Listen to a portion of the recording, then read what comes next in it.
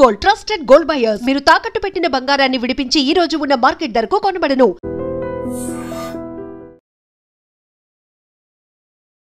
నమస్తే, welcome to I dream. Jubilee Hills bypoll ఇప్పుడు అందరూ మాట్లాడుతుంది అదే.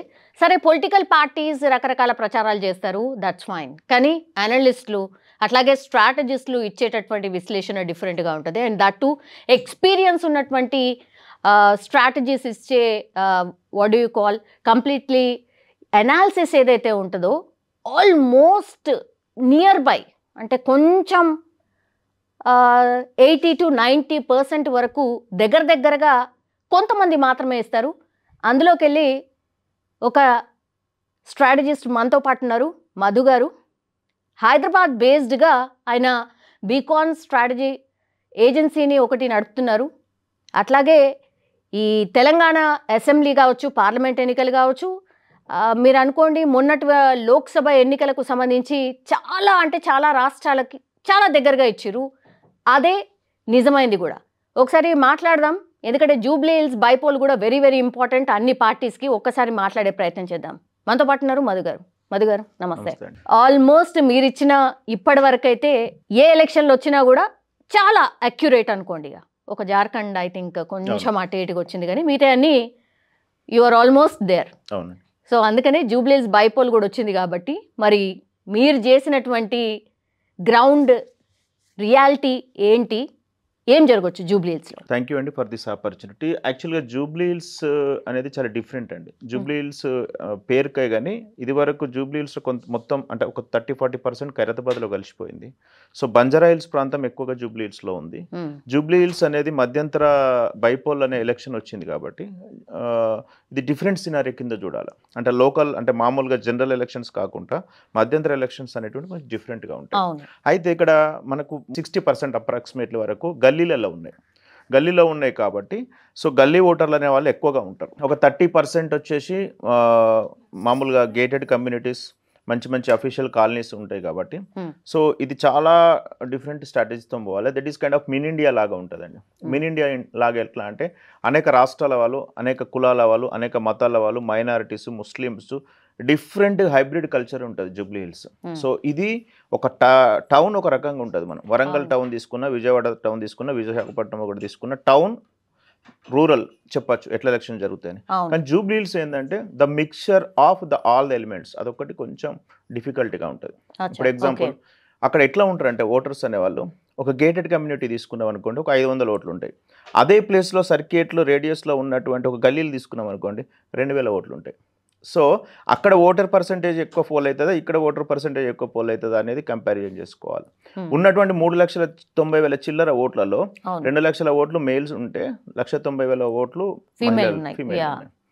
సో ఇదంతా జియోగ్రఫికల్ చూసుకుంటే Jubilee Hills different. Jubilee Hills is the icon ఎందుకంటున్నామంటే మనం ఎప్పుడైనా బంజారాహిల్స్ హైదరాబాద్లో ఎక్కడంటే బంజారాహిల్స్ జూబ్లీహిల్స్ అనేటువంటి ప్రస్తావన వస్తుంది. కాబట్టి కొంచెం పాష్ అనే కల్చర్తో ఉండేటువంటి వాళ్ళు upper middle class, lower middle class అన్ని రకాలుగా ఉంటారు. కాబట్టి so Jubilee Hills is we have the very clear idea about all the aspects and all the angles. ఇప్పుడు ఓటర్ విషయానికి వస్తే సార్, ఇప్పుడు కమ్మ సామాజిక వర్గం 5,000 సమ్ చేంజ్ ఉంది, ఓసీస్ ఏమో 19,000 సమ్ చేంజ్ ఉన్నారు, బీసీస్ మాత్రం 1,25,000 ఉన్నారు. తర్వాత ఇప్పుడు మైనార్టీ వాళ్ళు వచ్చేసి 1,50,000 వరకు ఉన్నారు సార్. సో మేజర్గా మనకు కనిపిస్తుంది BCs as well as minority voters చాలా ఎక్కువ ఉన్నారు సార్. అంటే వీళ్ళే డిసైడింగ్ ఫ్యాక్టర్స్ అని అనుకోవచ్చు. ఎట్లా ఉండొచ్చు సార్? బీసీలో వచ్చేసరికి ఒక 1 lakh చేంజ్ ఉంటుంది. దాంట్లో హైయెస్ట్ ఉన్నది మున్నూరు కాపు, తర్వాత యాదవాసు, తర్వాత అన్ని రకాల కులాలు, రజకులు, పద్మశాలీలు, తర్వాత బలిజ కులమస్తులు, ఆంధ్ర కాపులు, ఇట్లా తీసుకుంటే రకరకాలలో అన్నిట్లో యాజ్ అన్ యావరేజ్గా మాకు వచ్చింది ఒక 15,000, 12,000, ఒకటి 9,000, ఒకటి 13,000. హైయెస్ట్ అయితే మున్నూరు కాపు, ఆ తర్వాత followed by the Gouds, followed by the Yadavs ఉన్నారండి. సో ఇట్లా తీసుకున్నట్లయితే మనకు బీసీ పర్సెంటేజ్ అనేది ఒక 1,20,000 ఓట్స్ వరకు అప్రాక్సిమేట్లీ ఉంటాయి. That is a primary impact, primary big game changer.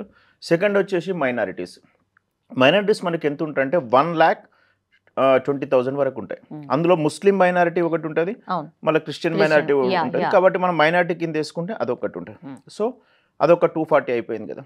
తర్వాత 60-70,000 వరకు అప్పర్ అదే ఓసీలు ఉంటారు. ఓసీలలో మనకు రెడ్డీస్ వస్తారు ఒక 20,000, కమ్మాస్ వస్తారు ఒక 15,000, తర్వాత ఇంకా వివిధ రకాల ప్రాంతాల నుంచి వచ్చిన వాళ్ళు రాజస్థాన్, మార్వాడీలు, అట్లా అన్ని రకాలుగా చూసుకుంటే వాళ్ళు ఒక 70,000 ఉంటారు.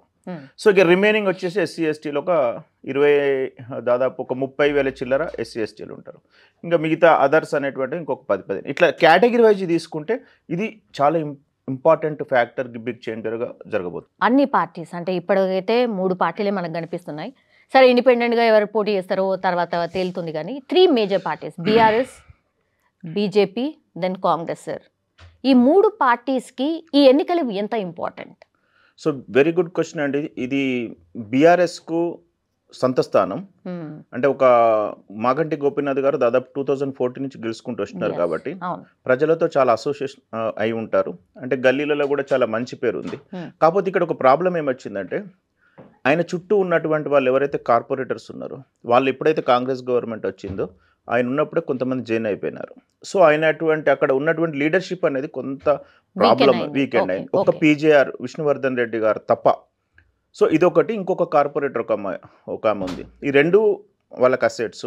కాకపోతే బీఆర్ఎస్కి చాలా ఇంపార్టెంట్ ఈ ఎలక్షన్. ఎందుకంటే కవిత గారు బయటికి వెళ్ళిన తర్వాత జరిగేటువంటి లుక్కలు ఏదైతే ఉందో కింది స్థాయి, ఇక్కడ హైదరాబాద్ స్థాయి గురించి చెప్పట్లేదు, కింద ఏదైతే తెలంగాణలో కొంచెం కన్ఫ్యూజన్లో ఉన్నారు. అంటే ఎట్లా అసలు ఏం జరుగుతుంది బీఆర్ఎస్ పార్టీలో అనేటువంటిది ఉన్నది. కాబట్టి అట్లాంటి సిచ్యువేషన్లో ఎలక్షన్ జరుగుతుంది కాబట్టి సింపతి ఉంటుంది, సింపథైజర్ అనేది ఉంటుంది. కాబట్టి కంపల్సరీగా బీఆర్ఎస్ వాళ్ళకు ఇది అడ్వాంటేజ్. అంటే తీసుకుంటే మళ్ళీ హైదరాబాద్లో పట్టున్నదని చెప్పుకోవచ్చు. తర్వాత నెక్స్ట్ వచ్చేటువంటి ఎలక్షన్ జిహెచ్ఎంసీకి కొంచెం ఊతం వస్తుంది, కొంచెం నైతిక స్థైర్యంగా పెరుగుతుంది, నైతికంగా కొంచెం బలపడతారు. అదేవిధంగా ఈ హైడ్రా కానీ మూసీ ప్రక్షాళన కానీ కొన్ని రకాలైనటువంటి యాక్షన్స్ తీసుకున్నారు కదా, అగ్రెసివ్ యాక్షన్స్, వాటికి వ్యతిరేకతను కూడా చెప్పుకోవచ్చు. సో ఇట్లాంటి ఎన్నో ఉంటాయి. కాబట్టి ఇది బీఆర్ఎస్కు కాంగ్రెస్కు చాలా ఇంపార్టెంట్ కంపేర్ టు బీజేపీతో పోల్చుకుంటే కూడా. సో దాన్ని మనం చూసుకున్నట్లయితే బీఆర్ఎస్కి ఇంపార్టెంట్. ఇక కాంగ్రెస్కి వచ్చేసరికి వెరీ వెరీ ఇంపార్టెంట్. ఎందుకంటే కాంగ్రెస్ అనేటువంటిది ప్రభుత్వం వచ్చిన తర్వాత అసెంబ్లీ తర్వాత పార్లమెంట్ ఎలక్షన్ జరిగినాయి. పార్లమెంటు ఎలక్షన్స్లో పర్ఫార్మెన్స్ మీడియంగా ఉంటుంది. అంటే 88 తీసుకున్నారు కదా. అంటే వాళ్ళ ఓటు పర్సెంటేజ్ మాత్రం 40% ఉందండి అక్కడ కాంగ్రెస్కు. అక్కడెక్కడ సేమ్ ఉంది. కాకపోతే కొన్ని సీట్లు వాళ్ళ దగ్గరగా వచ్చి వెళ్ళిపోయినారు. మహబూబ్ నగర్ కానీ కొన్ని సీట్లు. ఇప్పుడు సికింద్రాబాద్ కూడా 50,000 మెజార్టీతోనే కిషన్ రెడ్డి గారు గెలిచినారు.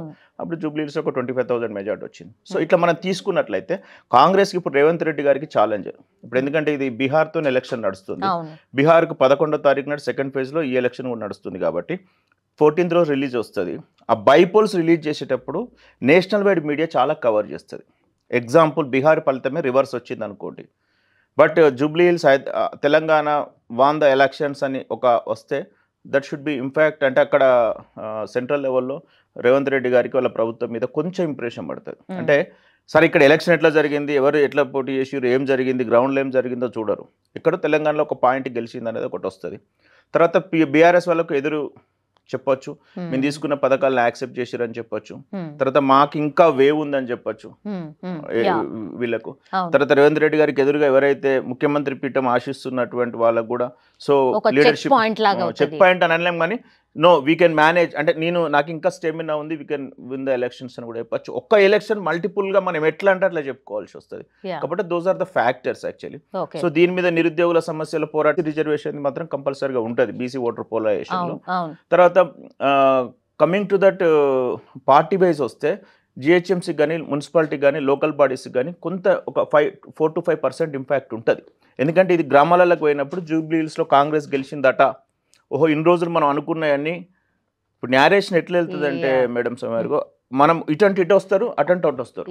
అంటే ఈ న్యారేషన్ కింద కూర్చున్న వాళ్ళు కాంగ్రెస్ పార్టీ గెలిచింది, మనం అనుకున్నది కొంత రాంగ్ ఫీడింగ్ ఉంది ఇక్కడ, సో సోషల్ మీడియా ఇంపాక్ట్ ఎక్కువ ఉంది అనేటువంటిది కూడా న్యారేషన్. అంటే మనం ఎట్లా చెప్పుకుంటే అట్లా ఉంటుంది. సో ఇది వెరీ వెరీ ఇది కాంగ్రెస్ పార్టీకి సంబంధించింది.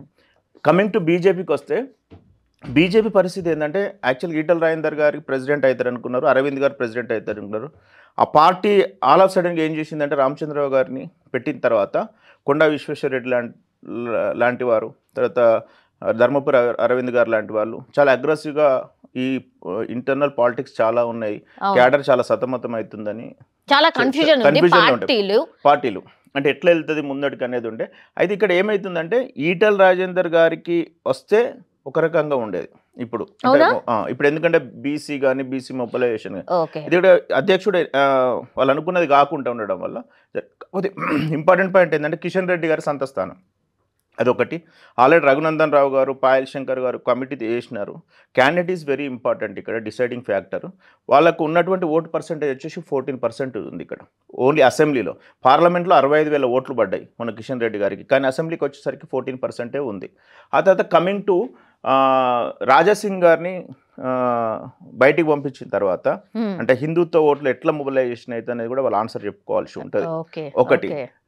తర్వాత అంటే ఒకవేళ ఈ ఎలక్షన్ కనుక బీజేపీ గెలిచింది అనుకోండి, ఎగ్జామ్ అంటే నేను జరిగితే కాన్సిక్వెన్సెస్ ఏం చెప్తున్నా అంటే we are alternative to the Congress అనేది ఒకటి ఖచ్చితంగా స్లోగన్ వెళ్తుంది. బీఆర్ఎస్ నైతికత కాంగ్రెస్ ఎవరైతే థర్డ్ ప్లేస్ లో ఉంటారో వాళ్ళు ఖచ్చితంగా కొద్దిగా ఇబ్బంది పడాల్సి ఉంటుంది. సెకండ్ ప్లేస్ కొంచెం సేఫ్ గేమ్ లో ఉంటుంది. కాబట్టి బీజేపీకి కూడా ప్రతిష్టాత్మకమే ఇది. ఎందుకంటే కిషన్ రెడ్డి గారి నియోజకవర్గం కాబట్టి, పట్టున్న ప్రాంతం కాబట్టి సికింద్రాబాద్ అనేది చూడాలి. ఈ వచ్చే రిజల్ట్ అనేది పెద్ద ఏదో మార్పులు జరగవు, గవర్నమెంట్ కూలిపోవు. ఇప్పుడు 10 మంది ఎంపీలు ఎట్లయితే ఫిరాయింపు జరిగిరో వాళ్ళకి ఒకవేళ స్పీకర్ గారు కనుక ఎలక్షన్ పెట్టాలని డిసైడ్ చేసిరు అనుకోండి, దాని మీద కొంచెం ఇంపాక్ట్ ఉంటుంది. సో జూబ్లీహిల్స్ ఎందుకు నవ్వు హాట్ అంటే ఈ వచ్చిన టైం అట్లాంటిది. అదే కంటోన్మెంట్ వచ్చింది కదండి, కంటోన్మెంట్ వచ్చినప్పుడు కాంగ్రెస్ గెలిచింది, పెద్దగా ఎవరు పట్టించుకోలేదు. వెరీ ఈజీగా అండి, పెద్ద టాక్ కూడా లేకుండే. ఆఫ్ కోర్స్ పార్లమెంట్ ఎన్నికలతో పాటు జరిగింది అనుకోండి. కరెక్ట్. అయితే అప్పుడు సింపతి అది కూడా చనిపోయిన తర్వాత వచ్చిన ఎలక్షనే. అంటే ఎలక్షన్ జరిగే విధానము, ఎలక్షన్ నెసెసిటీ, ఎలక్షన్ దానివల్ల ఇంపార్టెన్స్ వల్లనే దానికి ప్రాముఖ్యత అనేది పెరుగుతుంటుంది. సో అట్లాంటి ప్లేస్లోనే ఇప్పుడు జూబ్లీహిల్స్ అనేది ఉన్నది. కాబట్టి Jubilee Hills is a very very important for all the parties.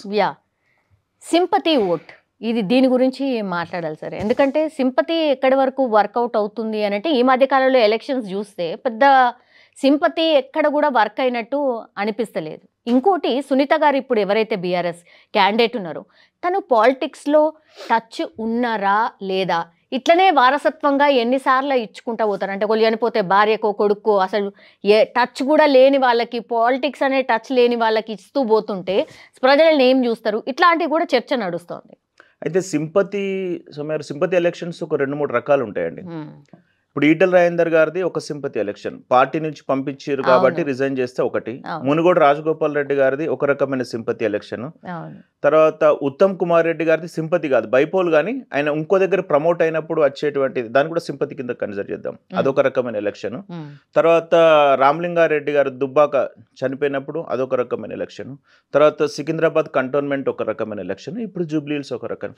వీటన్నిటికి డిఫరెన్సెస్ చూసుకుంటే మిక్స్డ్ ఫలితాలు ఉంటాయి. నాగార్జున సాగర్ ఒకటి, అప్పుడు నోముల నరసయ్య గారు చనిపోయినప్పుడు. సో ఇప్పుడు మన రిజల్ట్స్ వెరిఫై చేస్తే అక్కడ ఉన్నటువంటి దుబ్బాకలో ఎవరు గెలిచినారు, బీజేపీ గెలిచింది. అక్కడ సొంత స్థానం అప్పుడు గవర్నమెంట్ బీఆర్ఎస్ ఉండే, కాంగ్రెస్ 3వ ప్లేస్కి పోయింది, అదొకటి.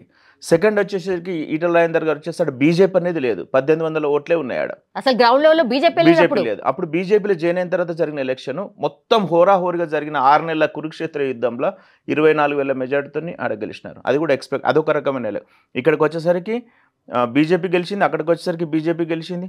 నాగార్జున సాగర్కి పోయేసరికి మళ్ళీ బీఆర్ఎస్ గెలిచింది. తర్వాత ఉత్తమ్ కుమార్ రెడ్డి దగ్గర మళ్ళీ బీఆర్ఎస్ గెలిచింది. తర్వాత మళ్ళీ ఇంకో కంటోన్మెంట్కి వచ్చేసరికి సింపతి వేవ్ చాలా ఉండే, సాయన గారి మీద, వాళ్ళ కూతురు మీద. రెండోసారి ఎవరు యాక్సెప్ట్ చేయరు. కాబట్టి ఆటోమేటిక్గా గవర్నమెంట్ వల్ల పెద్ద యూజ్ లేదు.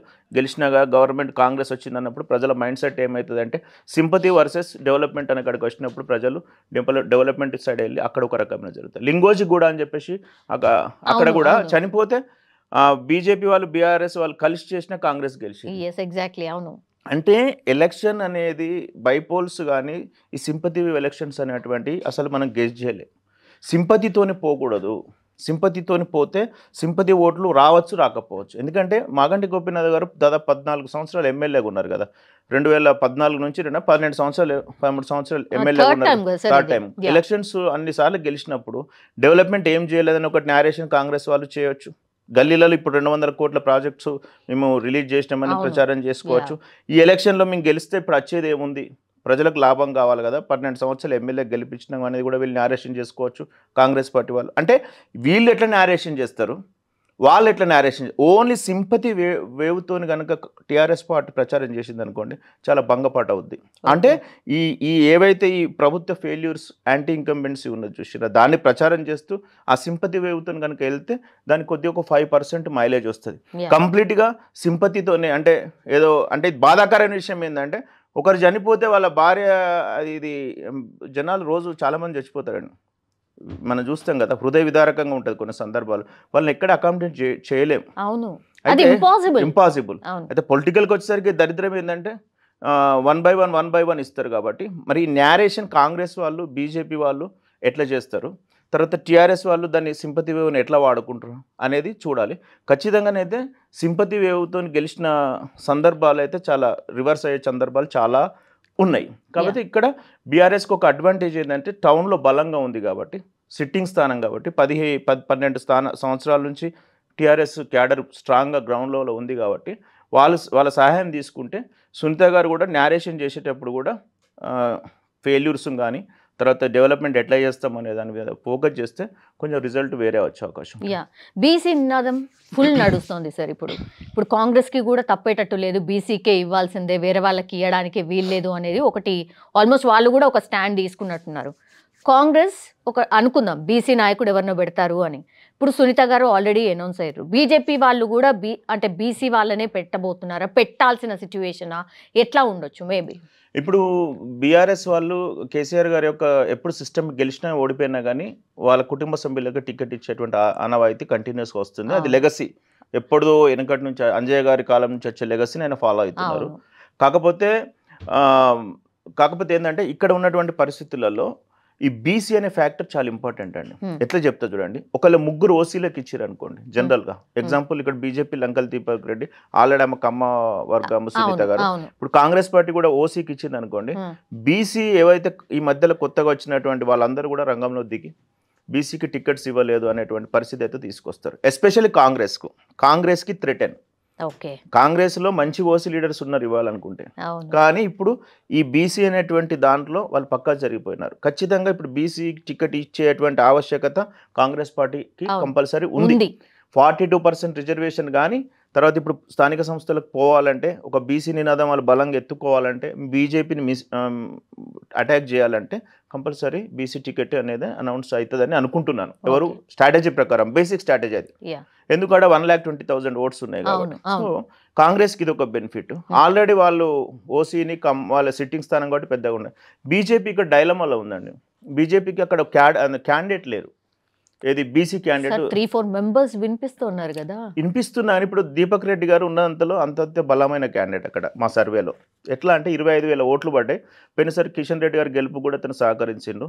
ఓల్డ్ టీడీపీ క్యాడర్ కూడా ఆయనకు సపోర్ట్ చేసే అవకాశం ఉంటుంది. అన్ఫార్చునేట్లీ ఈ came from the Reddy background. ఇప్పుడు ఏమవుతుంది, ఒక 2 ఓసీల మధ్యలో ఒక బీసీ నిలబడితే ఆటోమేటిక్గా ఒక 2 to 3% ఓటు మైగ్రేషన్ అవుతుంది. ఇది సింపుల్ లాజిక్. అది ఒకవేళ బీజేపీ కనుక కూడా బీసీ ఇచ్చిండ్రు అనుకోండి, బీసీ లేడీ ఇచ్చారు అనుకోండి, ఇంకా మహిళా ఓట్లు 2 లక్షలని ఆమె కౌంటర్గా బీసీ ఇచ్చారు అనుకోండి, అప్పుడు ఒక రకమైన రిజల్ట్ వస్తుంది. అయితే ఈ కులాల కాంబినేషన్స్తో పాటు క్యాండిడేట్స్ యొక్క క్యాలిబర్స్ కూడా చూసుకోవాలి.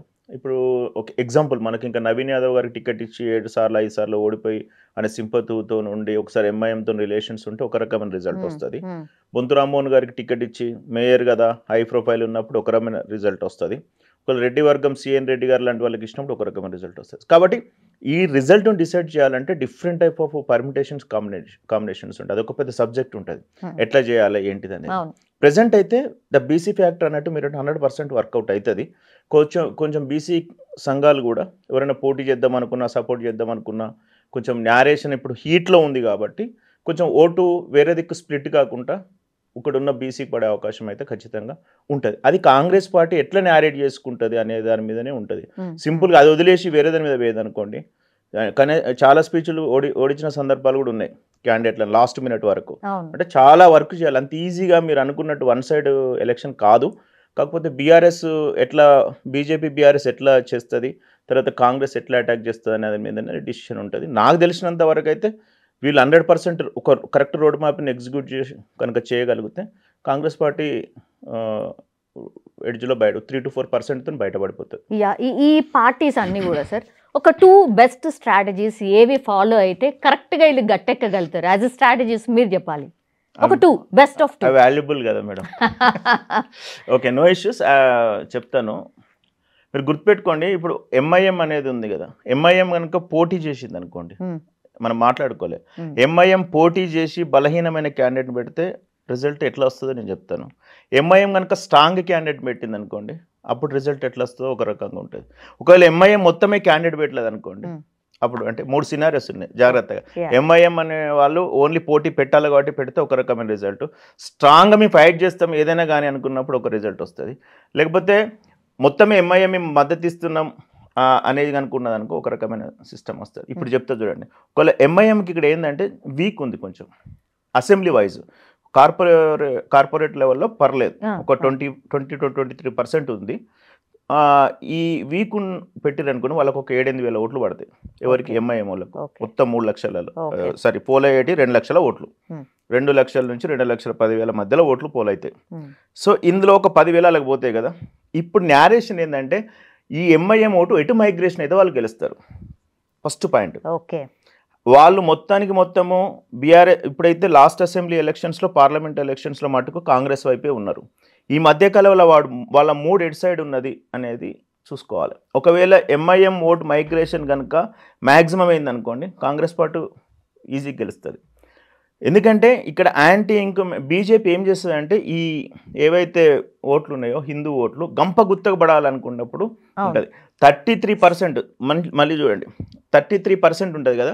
ఈ 33%లో ముస్లిం ఓట్స్ ఉన్నాయి కదా, 33% అంటే లక్ష చిల్లర, అంటే ఒక 33 అంటే ఒక 60-70 వేల ఓట్లు పోలేని అనుకోండి, ఒక 40,000 కాంగ్రెస్ పడ్డది అనుకోండి, ఆటోమేటిక్ గెలిచిపోతుంది. అదే బయట జనాలు ఏమనుకుంటారంటే మొత్తం హిందూ ఓటు పోలరైజేషన్ ఏదైతే ఉన్నదో అన్నీ కూడా బీజేపీకి పడి అవతల సైడ్ పోతుంది అనుకుంటే అది కొంచెం రాంగ్ సినారియో. ఇది కాంబినేషన్ చూసుకున్నాం. ఇది ఒకటి. ఒకవేళ ఎంఐఎం కంప్లీట్గా ఫుల్ స్ట్రాంగ్ పెట్టి ఒక 30, ఇదివరకు నవీన్ యాదవ్ గారు ఎంఐఎం పెట్టినప్పుడు 40,000 ఓట్లు పడ్డాయి కదా, వీళ్ళు కూడా పడతాయి ఎవరిని పెట్టినా, ఒక 30,000 ఓట్లు వచ్చినాయి అనుకోండి, అప్పుడు కొత్త బీజేపీకి పాజిటివ్ ఉంటుంది. మొత్తమే ఎంఐఎం చేతులు ఎత్తేసింది అనుకోండి, అప్పుడున్నటువంటి పరిస్థితులలో ఓటు ఎటు ట్రాన్స్ఫర్ అవుతుంది. ఖచ్చితంగా ప్రజా వ్యతిరేకత ఓటు అనేది ఉంటుంది. ఆ ప్రజా వ్యతిరేకత ఓటులో ముస్లిం ఉంటాడు, హిందూ ఉంటాడు, హిందూలో బీసీలు ఉంటారు, అందరు ఉంటారు. ఒకవేళ యాంటీ ఇన్కంబెన్స్ ఓటు కనుక ఎక్కువ బీఆర్ఎస్ వైపు మైగ్రేట్ అయింది అనుకోండి, బీఆర్ఎస్ ఛాన్స్ ఉంటుంది. సో ఇక్కడ ఎవరు మెయిన్ ఫ్యాక్టర్ అంటే ఫస్ట్ మెయిన్ ఫ్యాక్టర్ ముస్లిం మైనారిటీస్ వాళ్ళు మెయిన్ ఫ్యాక్టర్. వాళ్ళ ఓటు ఎటు సైడ్ ట్రాన్స్ఫర్ అవుతుంది అనేది మనం క్లియర్ గ్రౌండ్లో అబ్జర్వ్ చేయగలిగితే డెఫినెట్గా అది కూడా ఎలక్షన్ ముందు రోజు సాయంత్రం వరకు. లాస్ట్ 2 డేస్లో చాలా రిజల్ట్స్ మారుతాయి. ఎందుకంటే మేము కరీంనగర్ ఎమ్మెల్సీలో చూసినాం, అక్కడిక్కడ అన్నిట్లో చూసినాం. అంటే ఇక్కడ ఎంఐఎం ఓట్ ట్రాన్స్ఫర్ అనేది ఫస్ట్ మీరు అడిగిన స్ట్రాటజీ అండి, అదొకటి. సెకండ్ ఏంటంటే బీసీ ఓటు స్ట్రాటజీ. ఈ బీసీ కులాలలో ఏ విధంగా బీసీ క్యాండిడేట్ తెప్పించుకుంటాడు పర్సనల్గా అనేది ఒక రకమైనటువంటిది. ఇప్పుడు బీఆర్ఎస్ ఉన్నారు, ఒక కమ్మ క్యాండిడేట్ నిలబెట్టినారు, ఒక నాన్ లోకల్ అనుకుని ప్రచారం చేసినప్పుడు అడదిక్కు బీసీ లేకపోతే బీసీ ఓటర్స్ ట్రాన్స్ఫర్ అయితే కాంగ్రెస్ పార్టీ 20,000 ఓట్లు ఉంటాయి. అది ఇక్కడ ఉన్న క్యాండిడేట్, ఇక్కడ ఉన్నటువంటి మినిస్టర్స్ వీళ్ళు గొడవ పెట్టుకోకుండా కోఆర్డినేషన్ లేకుండా అన్ని చేయగలిగితే ఒక రకమైన రిజల్ట్ వస్తుంది. మూడోది వెరీ ఇంపార్టెంట్, ఇక మీరు ఇంకొకటి ఎక్స్ట్రా చెప్తారు, నా దగ్గర ఇట్లాంటి 50 పార్లమెంట్ ఎలక్షన్లో ఏం జరిగిందంటే బీఆర్ఎస్ ఓటు మొత్తం కూడా బీజేపీకి ట్రాన్స్ఫర్ అయింది మ్యాక్సిమం. ఇప్పుడు మీరు మల్కాజిగిరి ఉందనుకోండి, అక్కడ అందరూ టీఆర్ఎస్ ఎమ్మెల్యేలే, కానీ గెలిచింది ఎవరు? బీజేపీ. 4 హైయెస్ట్ మెజార్టీతో గెలిచిండు. కరీంనగర్ చూసుకున్నాం, 6 ఎమ్మెల్యేలు ఎవరున్నారు? కాంగ్రెస్ వాళ్ళు ఉన్నారు. ఎవరు గెలిచారు? బీజేపీ గెలిచింది. మహబూబ్ నగర్ తీసుకోండి, సీఎం గారి సొంత స్థానంలో ఎవరు గెలిచినారు? 8 సార్లు ప్రచారం చేసినా సరే. అంటే ఓటు ట్రాన్స్ఫర్ కనుక లాస్ట్ మినిట్లో బీజేపీ చేతులు ఎత్తేసి, అంటే చేతులు ఎత్తేయడం కాదు, ఎట్లయినా మనం గెలవం కదా, ఈ నేషనల్ పార్టీ ఎందుకు టీఆర్ఎస్కి వేద్దాం అనుకున్న ఒక సిచ్యువేషన్ రాదు. ఒకవేళ వస్తే అప్పుడు రిజల్ట్ ఒక రకమైన, నువ్వు ఎన్ని ప్రయోగాలు చేసినా ఆ ఓటు ట్రాన్స్ఫర్ను ఆపలేం. కాబట్టి మీరు అడిగిన సిచ్యువేషన్లో ఎంఐఎం ఫ్యాక్టర్ ఒకటి ద బెస్ట్ స్ట్రాటజీ.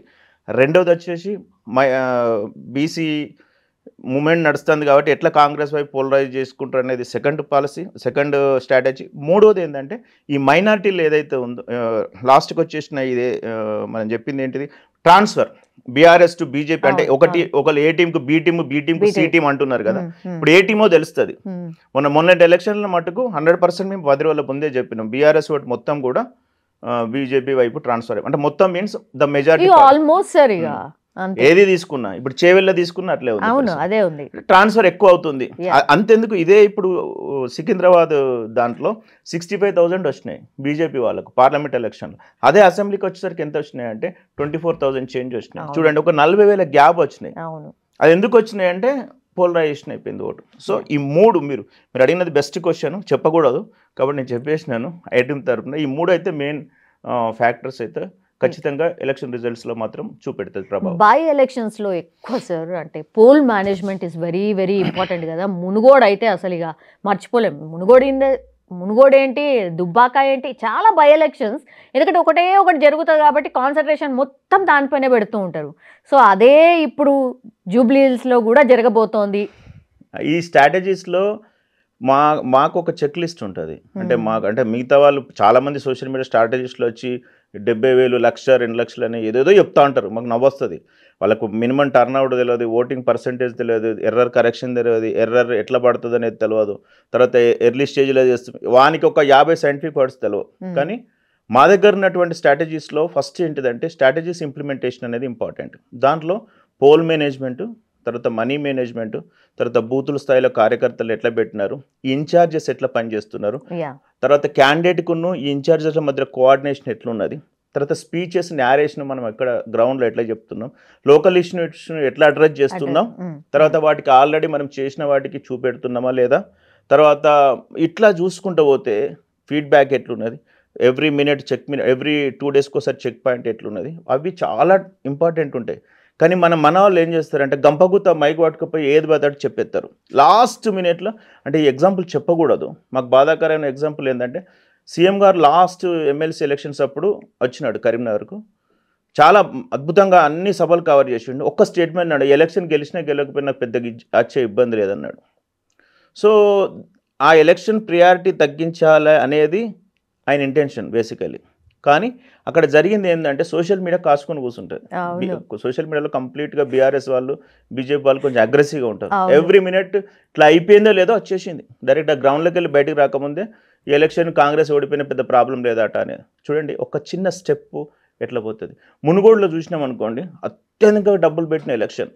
హుజరాబాద్లో 6,500 రూపాయలు ఇచ్చినా కానీ బహిరంగంగా వచ్చి రోడ్డు మీద మాకు పైసలు ఇస్తారా ఇయ్యారు అన్నటువంటి పరిస్థితి. సో ఈ అన్ని స్ట్రాటజీస్ని ఇంప్లిమెంట్ చేసుకొని ఒక రోడ్ మ్యాప్ క్రియేట్ చేసుకుంటే వర్కౌట్ అవుతుంది. కోఆర్డినేషన్ లేకపోయినా వచ్చిన ఇన్ఛార్జ్ ఒక దిక్కు తిరిగి అక్కడ ఉన్న బూత్ స్థాయి కార్యకర్తను పట్టించుకోలేదు అనుకోండి, వాడు రివర్స్ అవుతాడు.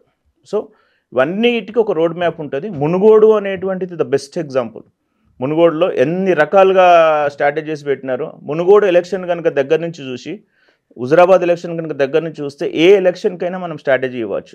అంటే కంప్లీట్గా 6 months అందులోనే నిమగ్నం అయిపోవాలి. సో మీరు అనుకున్న మనీ మేనేజ్మెంట్ జూబ్లీస్కి వర్కౌట్ కాదండి, బస్తీలకు వర్కౌట్ అవుతుంది. 60% బస్తీలకు వర్కౌట్ అయితే మీరు జూబ్లీస్లోకి పోయి ఒక డోర్ కొట్టి నా ఓటుకు 2,000 అన్నారు అనుకోండి, వాడు రివర్స్ కంప్లైంట్ చేస్తాడు. అంటే ఇంత బహిర్గతంగా ఎవరు చెప్పకూడదు, అర్థం కావాలి కాబట్టి చెప్తున్నా. కాబట్టి ఒక 60% వరకు ఓటర్లకు మనీ మేనేజ్మెంట్ సరిపోతుంది. అంటే ఒక 3 లక్షల 2 lakhs 10 కాబట్టి దాంట్లో కూడా ఒక 1,50,000 వరకు. అంటే మీరు అనుకున్నంత రూరల్లో జరిగేటువంటి పోల్ మేనేజ్మెంట్ మనీ మేనేజ్మెంట్ జూబ్లీస్లో జరగదు.